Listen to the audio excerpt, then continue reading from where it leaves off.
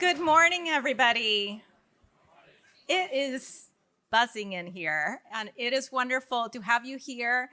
Thank you so much for each and every one of you for coming from near and very far for being part of the Colby Museum's Summer Luncheon in 2024.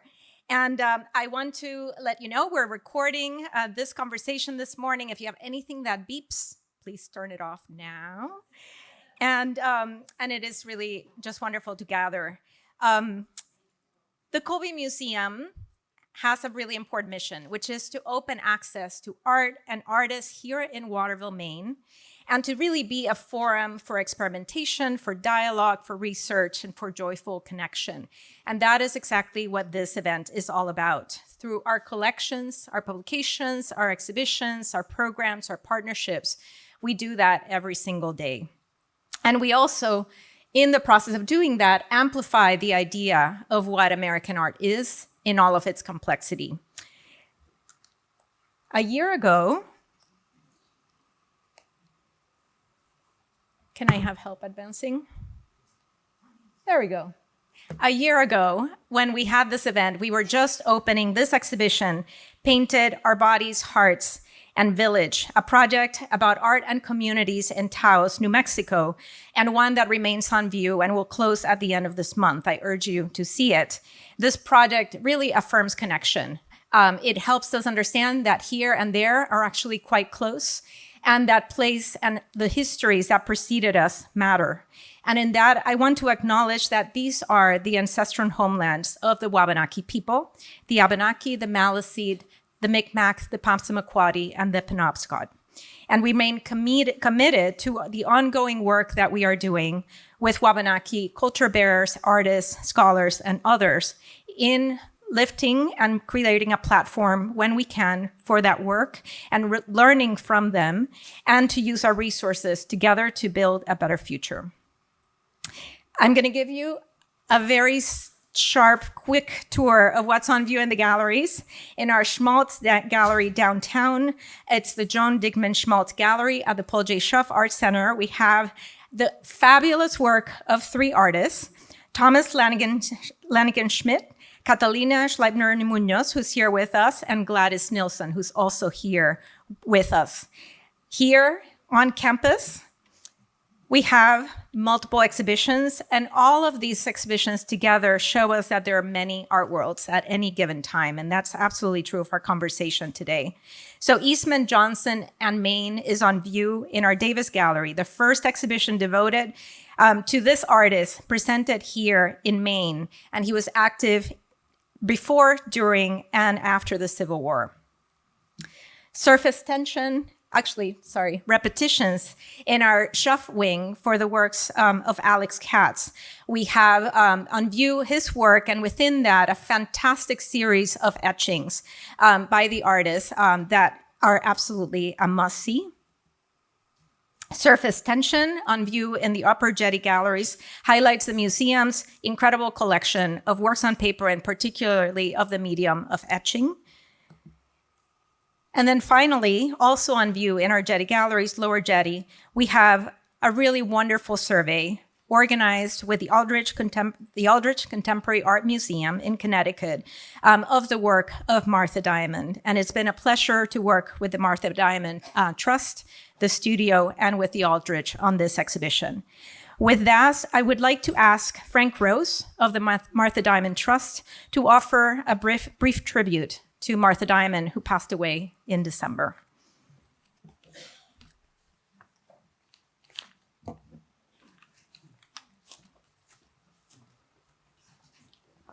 Thank you, Jacqueline. And thank you, everybody, for being here. I'm a trustee of the Martha Diamond Trust. I've been a friend of hers for 40 years or more, and I'm very excited to be here. When I think about the work of Martha Diamond, the word that comes to mind is liminal. Martha was always on the threshold, in particular, I think, on the threshold between figuration and abstraction.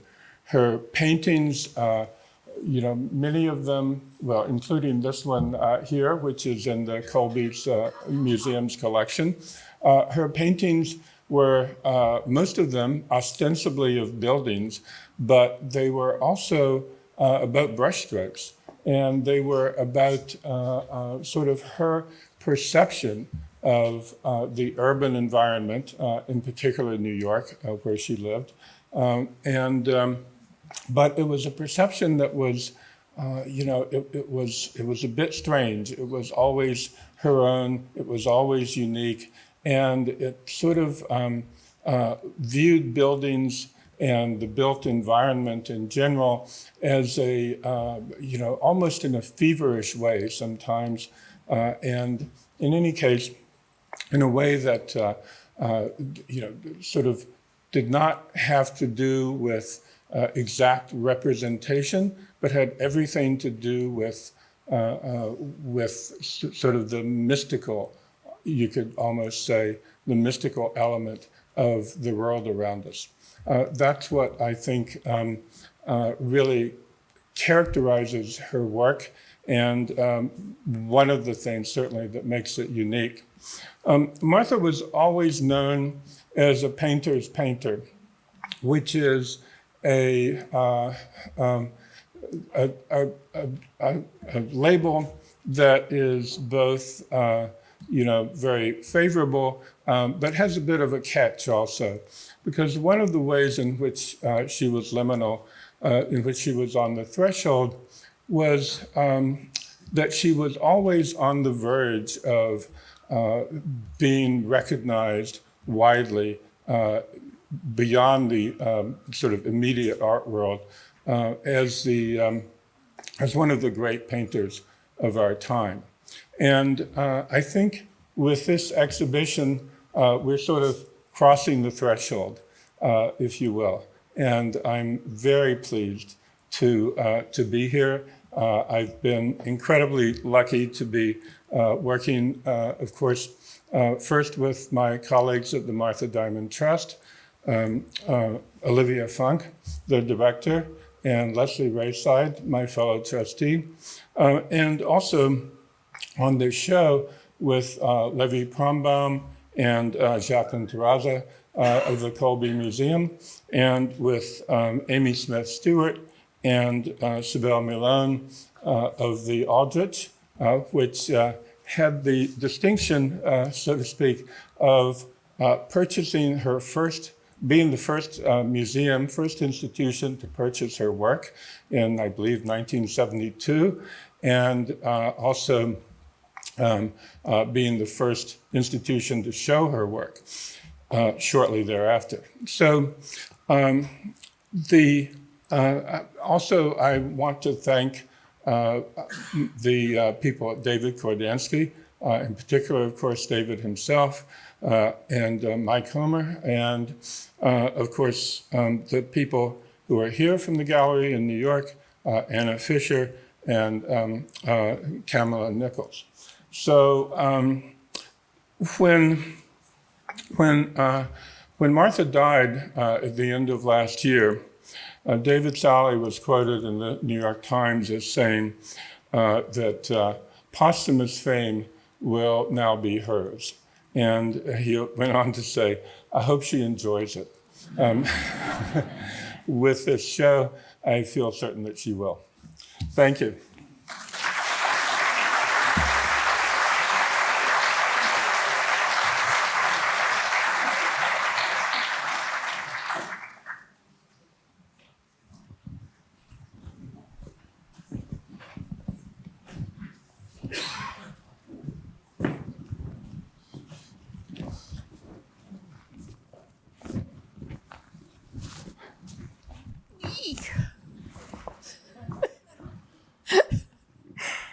It is now my pleasure to have Gladys Nilsson and Terry Winters here with me.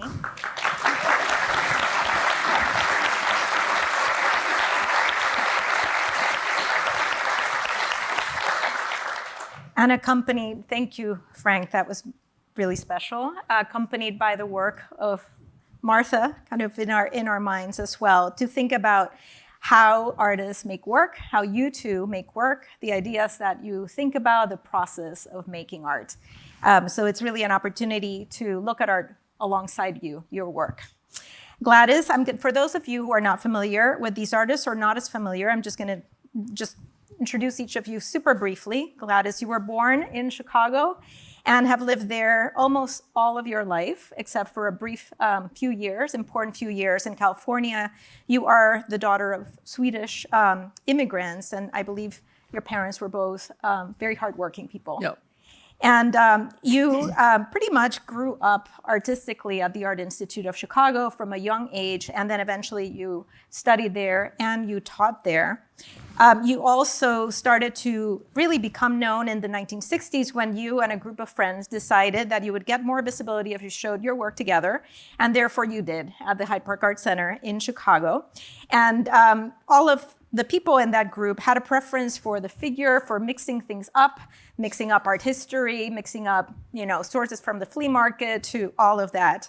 And that was something you became associated with, though each of you actually worked in quite different ways. Eventually, you became one of the first women artists to have a solo show at the Whitney Museum of American Art.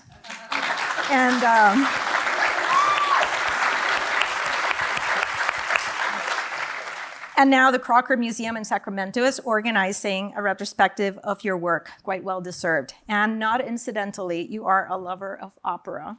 Yes. So, Terry, you grew up in Brooklyn and also from a young age embraced art making in different ways. And you attended a high school for the arts near MoMA, I believe. And then you studied at the Pratt Institute of Art.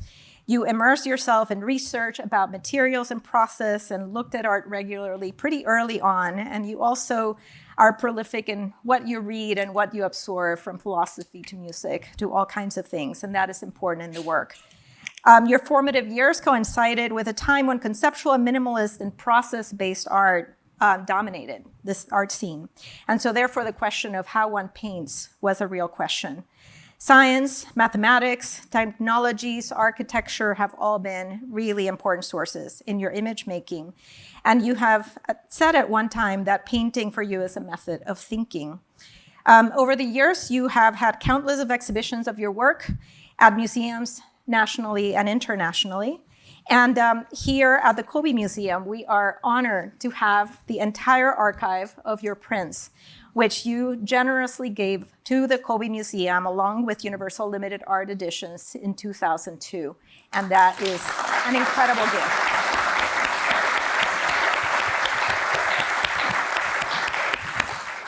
So with that, I want to begin with what is on view in our galleries, and we'll start with you, Gladys. So in June, you completed your largest work ever here in Waterville, Maine, in our downtown gallery, the Schmaltz Gallery of Art. And it's called Rounding Rosie's Ring, Dance, You Fools, Dance. Yes. So first of all, tell us about the title of that painting. Well, when I was first approached to be in the show, it was one of the big walls, which of course scared the hell out of me because it's pretty high ladder to be climbing on. And then Kendall reconfigured how she wanted the layout of the show to be. And I got the short wall, which was only the floating wall, which was only 9 feet high, 18 inches, so it was around. And I immediately thought that you go around. And rather than having Ring Round the Rosie, which is a little too obvious, it became Rounding Rosie's Ring. And Dance, You Fools, Dance got added as a kind of afterthought when I learned that a movement class or dance class was going to be in the gallery dancing around. And I thought it was perfect to add that Dance, You Fools, Dance after it. But then I like to laugh, so we'll see. That. And I'm wondering tell us how you developed that work, because it's not like you had it all mapped out. No, I mapped nothing out. Sometimes it looks like it. I have been doing drawing, I've been dealing with the figure since day one, so to speak. So I know my attitudes, my gestures, my positions, my outlook, my contents outlook. And I had been doing, though, for the last couple of years, small drawings that were really devoted to single or two figures. And I thought that I had no idea what I would do coming up here. And my premise was that, okay, I'll go up there and I'll just see what happens. And it's a victory to get an 84-year-old up on a ladder painting like this for 2 weeks. And I figured that if I get one figure up, the rest follows, because my work is all about the dialogue that happens between people. Like you have dialogues before we were called to be seated, and so on. And that's just about what my work is. The first figure was the gal in the white dress, or at least she has a skirt, that's between the big red figure, and then she's got two swains behind her dancing, and she's reaching out to the man on the corner there. That was the first figure. And I got her very much set, and then I went around to the other side because I felt like I was in I felt fishbowl-like. Mm-hmm. So I wanted to work on the other side before coming round. And it flowed. Mm-hmm. It flowed unbelievable, and I felt that I had to finish before the next artist would come, because the gallery would be was overtaken by what I did, but then really became overtaken by the install on the walls with the vinyl and so on. And I finished right exactly when I thought I would, and then I could play for 2 days here, came to the museum and so on. I'm very impressed, actually. And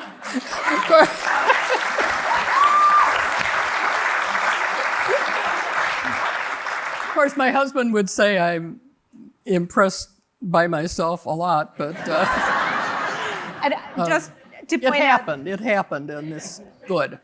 When you, I just want to point out the work of Catalina Schliebener Muñoz, and their work is in the background in this image, but I encourage everybody to make their way to that gallery, because you have to take the whole experience it's of this beautiful. space. Last question for you. You have been very interested in bodies for a long time, and in bodies interlocking, bodies moving, and I'm wondering what that interest in the body is for you. Well, a static figure is nice, but it's even better when it moves. It's as simple as that. I'm not, even though I might sit and read a lot and sit and think and sit in a theater and so on, I prefer movement, and I don't move that well anymore. So my figures have gotten more and more animated, I think. Just now it occurred to me, in looking at the monitor that has the figures on it, that they really are in fast forward. I can see that. I mean, this is a fairly early piece, 1972, and there's definitely a kind of fluidity to something like the work that is downtown. And Terry, this is your fantastic painting in blue, which is on view in the museum's Adams Gallery right now. And certainly, I think about movement as well. I also think about the interplay between figure and ground, which I think is a really interesting thing for both of you in very different ways. And I'm wondering, you made this painting as part of a series, and also you made other works, prints as well as drawings. What were your sources, if you can tell us a little bit of when you made this series of works? Well, the painting comes directly in relationship to a suite of prints I worked on that was published with a text by Elliot Weinberger, the sort of interaction of thoughts about mutating spaces and how drawing is related to that, and how to generate new kinds of forms, and in a way the dissolution of that distinction between figure and ground, and making a relationship between the drawn gesture and the field in which it appears. And I had worked initially on this group of small prints. They're about 14 inches high, with working with a specific kind of blue ink that I was interested in kind of extruding and seeing the kind of range of color I could get out of it from different printing techniques. And then Elliot Weinberger had done a kind of meditation on the color blue and the different instances of how it appeared in other literature through other places. And during the course of working on these very small lino cut prints, I thought to make a larger painting at the same time as working on the prints, to see how that kind of imagery would change and alter through the change of material and the change of scale. Mm. Were there, I'm curious about the forms because they seem rose-like, but I know you were thinking also about, was it not? Well, so, I mean, some of them come from imagery that's kind of mathematical and related to not theory, but the idea of the word theory triggers some kind of logical thinking, which isn't really driving these things. That's important. And I'm interested in that idea of projecting or eliciting a kind of connections, a series of connections, so that these kinds of floral considerations can come into being too. And there was the kind of interaction with Elliot Weinberger had a lot to do with that, with how the language of abstraction can open to many more connections than a limitation of specific readings of a piece. So I'm interested in that kind of multitude of readings and how it's related to gesture and thought. And another work on view is this wonderful print. And when I look at this print, so this is in Surface Tension, the exhibition of etchings from our collection, I'm thinking about how you consider the relationship between form, energy, system. If you can say a few words about that. I think painting is a visualization system, and I'm interested in how pre-existing information can be re-specified through the painting process by subjecting it to a more subjective reading, and how there's so much contained in existing information that opens to a kind of more poetic and more mythological readings than a kind of objectification of material. And painting specifically has that capacity to do that these days. One certainly feels that when looking at your work. Both of you have been really active viewers of art, and you, Terry, went and visited many museums and galleries from, again, early on. And I'm wondering, when I asked you what were some of the things that were important early on, you sent me these images, and I'm curious. Yeah. Jackie had asked me about we're going to discuss the importance of museums, and I grew up in New York, and I basically lived in New York museums. And thinking back to the time I was in high school, I did go to a specialized high school in New York, focusing on art and design. And I thought about these two shows I saw really when I was a teenager, and I was like mesmerized by these exhibitions. And I bought these are the catalogs I still have from those shows, which was quite an expenditure for me at the time. So the Munch show, I really went there like at least a dozen times. Both of them happened at the Guggenheim, and my work was much more to do with Edvard Munch at that time, or whatever a 15-year-old's idea of existential angst was. And then the Newman show, I was just so taken with the scale of that show and that whole generation of painters and the kind of mystery I was left with and felt from that show. I mean, I was totally perplexed by it, but also felt completely connected in some inexplicable way. You were also interested in the work of artists such as, this is a print in our collection that's on view by Richard Serra, and certainly other artists, Robert Ryman, Jasper Johns. I'm wondering what you were learning and thinking about from that kind of cluster of artists who were. Well, there was something about how I could move out of my Munch-like existential state into something that felt more engaged with contemporary thinking, or how painting could be used to open up a new kind of representation. And so much of the work that was being done at the time I was at Pratt at least, was very process oriented. And I was interested in how, and it was not painting, most of it. And at a certain point, I was trying to figure out how to merge those two, my interest in process and materials and my connection to painting, and really my connection to drawing, and how that could be fed back into painting. And to develop painting that extended the conversation in some way of what I saw as kind of advanced statements about painting and how it could engage in contemporary thinking. Gladys, totally different artwork than what we just saw. No kidding. This is keeping everybody awake here.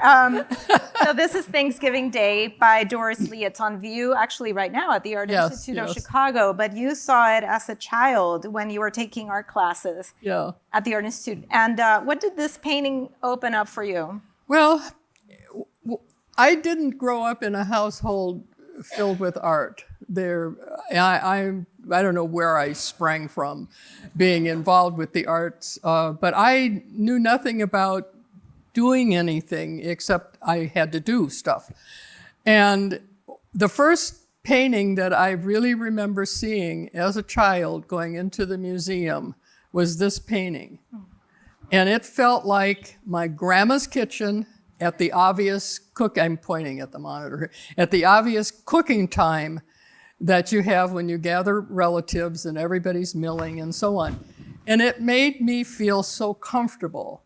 I felt like I was in this large institution that had works of varying kinds that had here we go that had nothing to do with me per se as a child, but that Doris Lee painting, it welcomed me and it made me feel like a museum could be a friendly place that you could go to and feel comfortable in. Mm-hmm. And it had not been on view for 100 years practically. And I was going through the museum a couple months ago, and lo and behold, there it was, in with the other earlier American 20th century paintings. And I just felt this resurgence of warmth. It's not a cerebral painting, it just made me feel good. And it has quite a prominent spot right now at the museum. I had a chance to see it a few weeks ago. Yeah, it was really exciting after we had talked about it. And Gladys, you did develop a love of art history, and this is a smattering of artists that you've been interested in, but there were many others. How did that love of art history develop? Well, I decided that after, I liked sitting in a dark room and being confronted by a lot of slides of images that I hadn't seen before. And then as time would go on, it would become very familiar images by painters that I became familiar with. And I absorb everything. I take it in, and it's all sitting in here somewhere, and it comes out in odd forms. I took about 5 years of art history crammed into 4 years when all you had to do was take 2 years. I loved it. I couldn't get enough of seeing images of things. And I, too, like to go to museums and so on, and I see there's something from... So this is from a recent trip. So you were traveling, you were on an opera tour. I was in Berlin in March for The Ring. And these are some of the things you saw. Pardon me? These are some of the things. Oh, yeah. And it's like, wow, how could you not like any of that stuff? And then, there I am in blue raincoat. In the upper right. In the upper right, reflected. That's a selfie. I love to take selfies. And sometimes I send them to my friends and I just say SP, and sometimes they write back and they say, I don't see you, I can't find you. And I think, look harder. And then just like your there paintings. I am. And I sent you one of myself in the shadow waving. Yes. Because I couldn't resist. I wonder, because again, you were on an opera tour. I don't know if there's a connection here, but is there a connection between how you think about your work and opera? Well, there must be, but I wouldn't know how to. I came to opera after I got married because I said my household didn't have stuff like that, and I sort of grudgingly edged into it, and then decided that boy, this is really pretty great, and now he'll stay home and I'll go to the opera, and I have 2 subscriptions, and because sometimes I like to see operas twice, and if I don't want to see a particular opera twice, I'll give it to a friend to go and see. But it's all this activity that takes on in a very condensed manner. Scene 1, he sees her across the room and decides he's madly in love. Scene 2, she decides they're madly in love, and then in this blink of an eye, they're both madly in love with each other, and then they die at the end, or they do, whatever.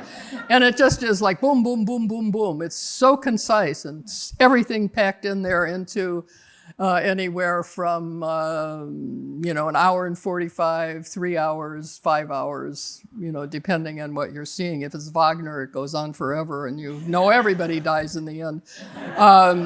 But and the music, I don't like opera sung in English, and I know there are a lot of very fine English writers, but there's something about English that doesn't flow as nicely as French or Italian or even German sometimes will flow, but I like it because it's going on right now, right there as you're sitting there. There they are, up on stage, performing their little hearts out. Let's talk about materials. And Terry, early on, you also just devoted yourself to the study of materials. And what we see here, well, tell us a little bit about what we see here on the slide. It's just my palette table and a picture of my studio. Yeah. What was it about turning to that study of materials that you felt was a way like forward? Gladys, I'm just very interested in the history of painting and the continuity of painting, and seeing painting as a conversation, and sort of the struggle or the challenge of adding to the conversation in some way. And because so much of the work that I was involved with, like the process art and the Richard Serra print you had shown, I thought that perhaps there was a way that I could use the classical language of painting to say something new with it. And I got involved in thinking about painting conservation, since the conservators were the people who really knew about materials and how paintings were made. And I became very involved in making my own paints. I was working in egg tempera at one point, and I can really separate eggs. I'm very good at separating. Just the materiality of the history of the process of making a painting, and how could that language be used to address contemporary issues in the same way that painting was kind of revolutionized and advanced through an engagement with photography and film. I felt that there was a way that digital technology and computer visualization also offered a way for painting to extend itself. Mm-hmm. And to give back a kind of psychological or psychic or poetic reading from the new imagery that we were all living with. And there was something about the specificity of the materials and the actual size nature of making a painted work that's so different than all the imagery we live with. So much of the images that we're surrounded by are scale-free. Yeah. And I was really interested in the specifics of the size and the material and how human gesture could generate a new kind of image.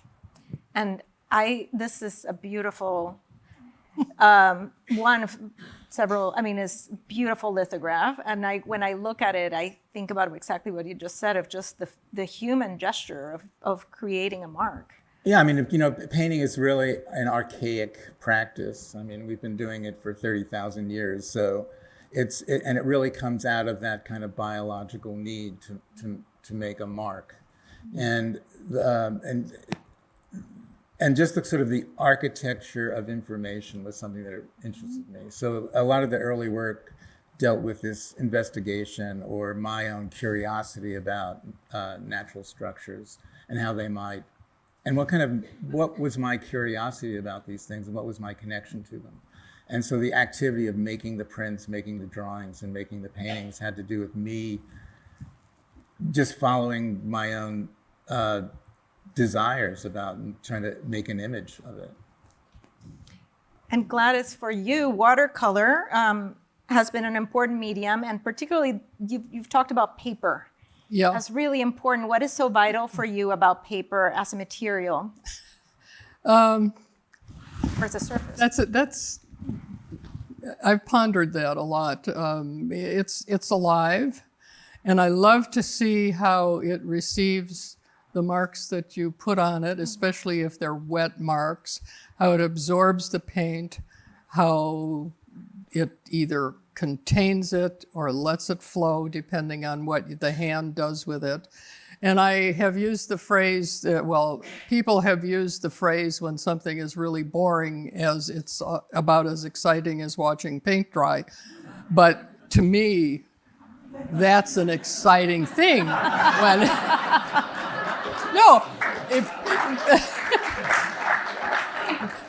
Because when you're working with a wet material, and I don't do wet into wet except if it's in a contained area. As you can see, there's pencil line drawing, and I work wet onto dry, so that the element of control has to be there so that it doesn't go past the lines, because I never paint outside the lines, which is why they all have like the drawing, in downtown has lines on it. I didn't go beyond the lines except when it's planned.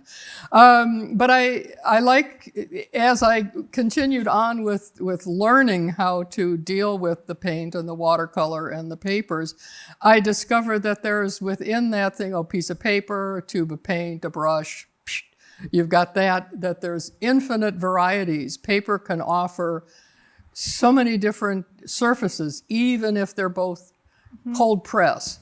One maker's cold press is totally different from another maker's cold press. So that instead of having one piece of paper to choose from, you've got two, and so on and so on. The other side of the piece of paper is different. The two sides are markedly different, and one side supposedly is made to be used, and the other side is just what's, left over, whatever. But they're both sides. They offer something different. And it's the same with paint.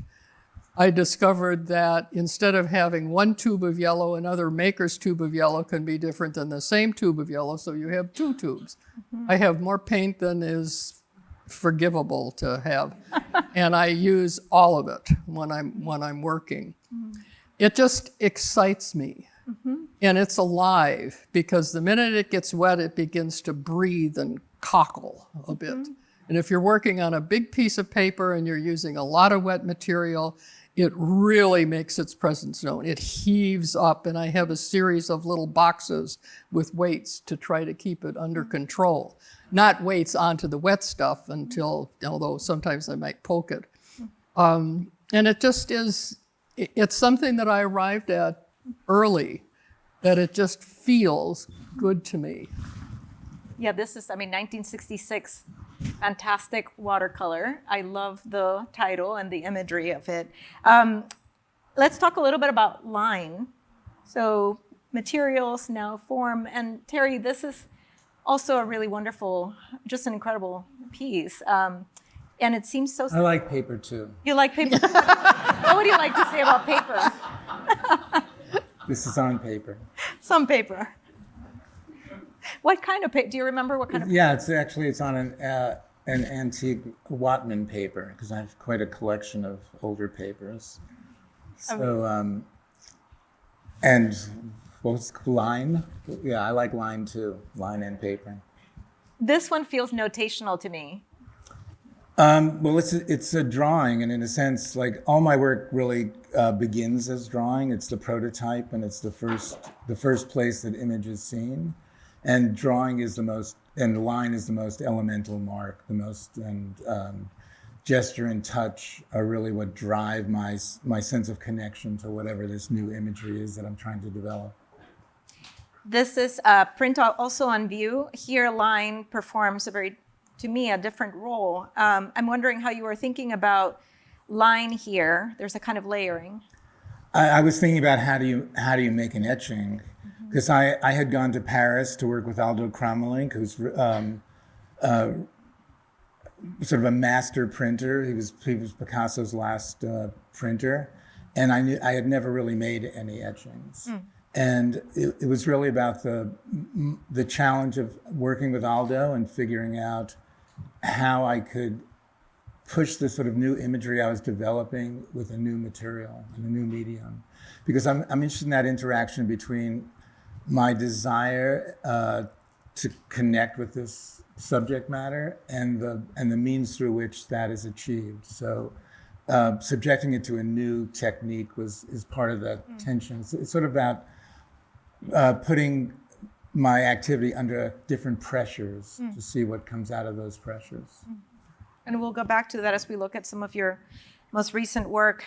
Gladys, you just talked about line, and this is one example, again, early work, and then moving forward, this is some of your more recent work. And we see here how line, as you were saying before, kind of contains or defines some of the imagery. I'm struck by the fact that in this earlier work, there is, figuring what is ground is, who knows, but line is everywhere. And this piece I see very much as a kind of almost antecedent to the work that is downtown. These pieces were done last year, and I was working probably on the rainforest probably around this time last year. And it did lead up to the kind of materials used, because those drawings are drawings to me, because there's a lot of dry work in it, and there is some wet work, but it's a combination of materials. And doing that group of things assisted me in being able to approach what I did with the wall in a use of a multiple bunch of stuff. And it made it flow. I think it assisted the flow. If I would have approached the wall downtown with strictly painting, it would have been a totally different story. That's interesting. And that working kind of across media, I love what you just said about kind of putting pressure in a different kind of way. Terry, this is from your most recent exhibition at Matthew Mart's. It just closed. And you, this series is called, or the exhibition was called Point Cloud Pictures. What does point cloud refer to? Well, it's a computer visualization technique of defining 3D form. And I'm interested in that, as I said, engaging in these new technologies, but it's also just had a kind of poetic ring to me, the point cloud, as a kind of emotional space. Yeah. And actually, let me go back.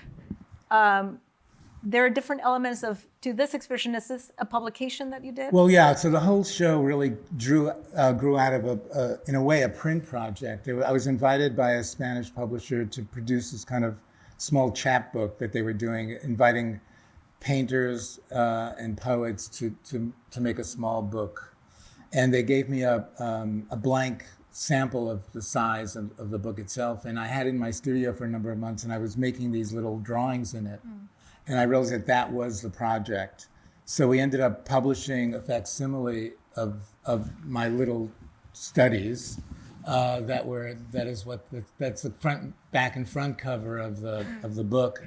And then there was I just sort of and that's one of the pages. And I decided to make a painting of each of the drawings I had done. And the drawings are not meant as studies for anything. It's more about me extending that curiosity into another form. So I made I did a number of paintings that are about 7 foot high, but have the same aspect ratio of the small little book I was working on. And to see what would happen through, again, that idea of subjecting something to pressures, putting it under pressure to see what other kinds of meanings might get exposed or what other relationship I might have to my initial interest in these forms. And you have works on paper along with. And there was also, that's the other thing that was developing. As I said, I have an interest in paper too, and I had this huge collection of paper.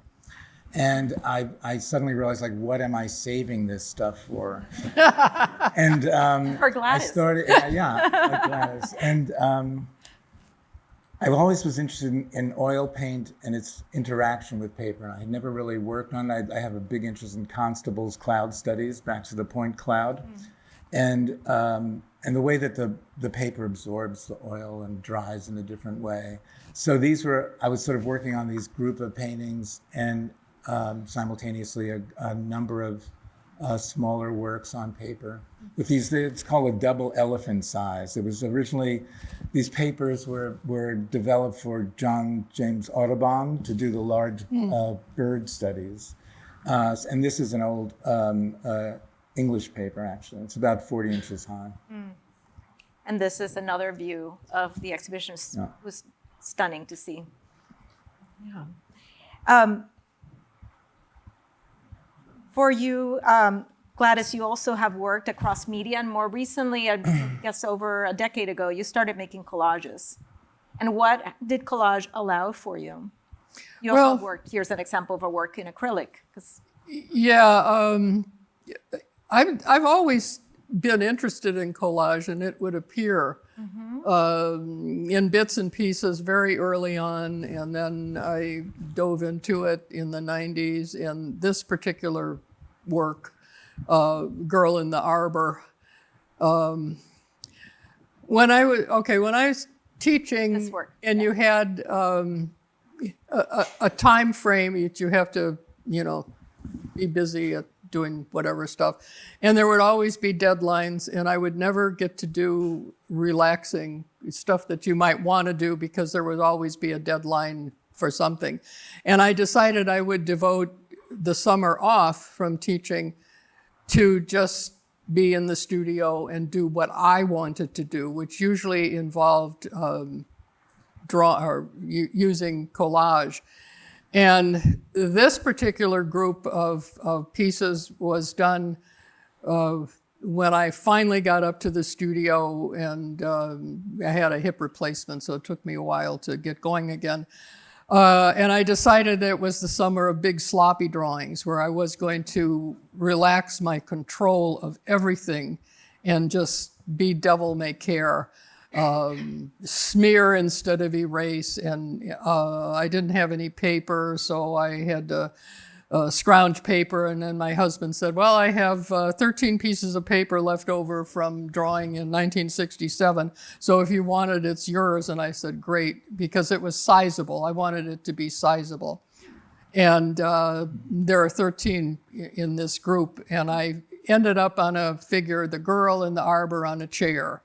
And they're all variations on it. And I had, by that point, began to collect enormous amounts of art history books that I began to cut apart and use. And also Vogue magazine, I've always cut apart and used. So it's a combination of something very slick and modern and something very old and not modern in paper, and do the combination. So I've never let go of collage.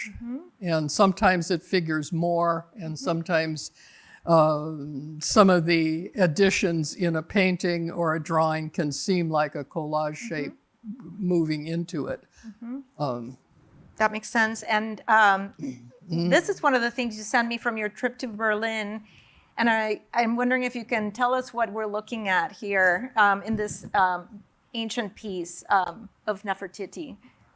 Yeah, okay, that was a piece which was really interesting, that according to the guide, the head of Nefertiti that everyone knows was really a copy, or not a copy, but something for painters and sculptors to copy from rather than to disturb the queen or something, I don't know. But this particular head, with all of its marks on there, were the marks, saying of the sculptor, carver, notes to himself saying, okay, there's squiggles here, you need to cut a little bit off here, you need to do this, you need to do that.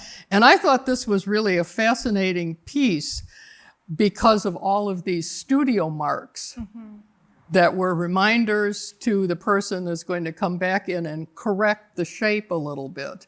And I know whenever I've looked at an antiquity, I never think about somebody that's actually sitting and drawing. It just sort of poof, magically appears or something. And then you do realize, no, somebody had to draw the outline, somebody had to draw the thought down. So that, I thought that was just a fascinating little piece of knowledge. Never occurred to me that somebody would say, no, she doesn't like this, she has to have, stuff carved off of there and so on. It makes me think, Terry, of what you said earlier about how for you it begins with drawing, and in some ways, yours, the use of drawing in this ancient work. It's really exciting. We're going to close up. One of my favorite things is to look at art with artists. And we're going to close up with artworks that you have each picked from the museum's collection. And what I would love to do is to invite first you, Gladys, who chose this work, to tell us how you look at this piece by Winslow Homer, which is on view at the museum right now. Well, I look at it with a great deal of awe and admiration, first off. When I see a painting like this, I think of all the vast emptiness and space and the use of having nothing more than these two women, and then it looks like there's some little dot of a boat or something in there. And compositionally, they're sort of over more on one side rather than to be centered.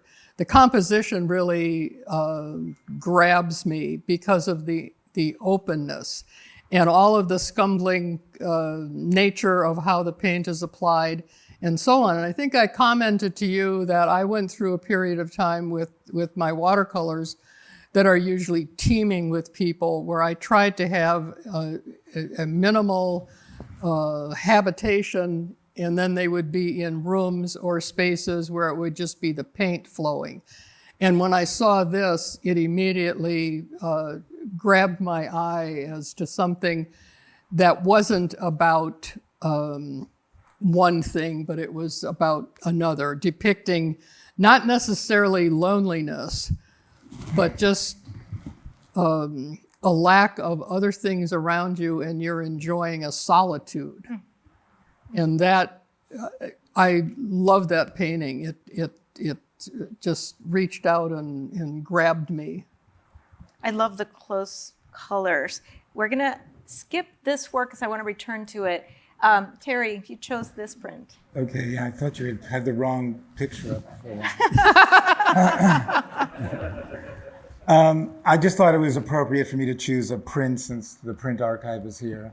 So this is a print by Jasper Johns made at ULAE, and the first prints I ever made were out at the ULAE studio, which was kind of a mythical place for me. Just mainly because of the work that Rauschenberg and Johns had done out there. And I had said before about how much I was involved with process and material and the kind of post-minimalist thinking. But part of the way I got back into painting was thinking about the work of Jasper Johns, and because so much of the work I admire that wasn't in fact painting actually came out of the ideas that were investigated through painting or were initially proposed through painting. And I saw Johns as someone who was able to reconcile the two strains of modernism that interested me the most, being Picasso and Duchamp. And he was able to use an interest in kind of the sensuality of painting itself and the kind of emotional quality it was able to carry and convey, while still investigating ideas and functioning on a kind of conceptually engaging level. I'm going to return to this. This is a work that, Gladys, you chose, but I would love for both of you. This is by John Marin. It's an early work, an oil on canvas in our collection. If either one of you would like to comment on it. I'm glad it caught your eye. It did catch my eye, mainly because I in all the things that I've seen of Marin's, I don't think I had seen anything quite that early, and I'm more familiar with later works, obviously, as watercolors, which are so vigorous and commanding. I'm more familiar with, and then his oil paintings of seascapes and so on. But this was different for me. Because it was so early. It's like how you're seeing something that you should know about, but you haven't quite gone that far back, so you didn't know about it.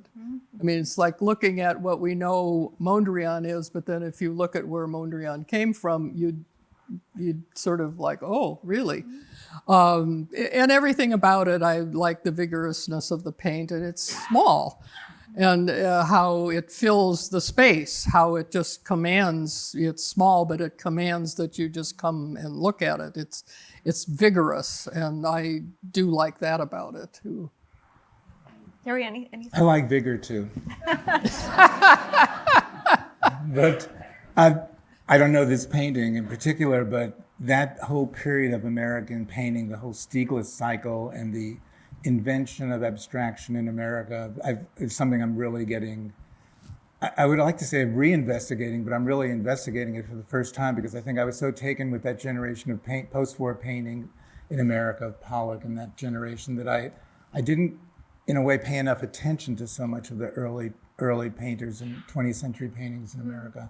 And this whole Stieglitz circle of Arthur Dove, O'Keeffe, and their relationship to, say, Duchamp and Picabia, I think was very critical in the formation of a thinking that was particular to this country and relevant still to this current time. Yeah.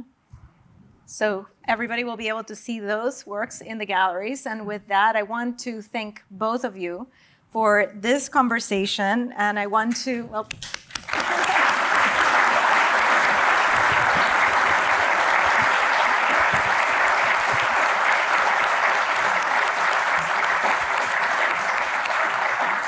really an honor to have your work on view at the museum, and I want to invite all of you to make your way into the galleries, to make your way to the reception.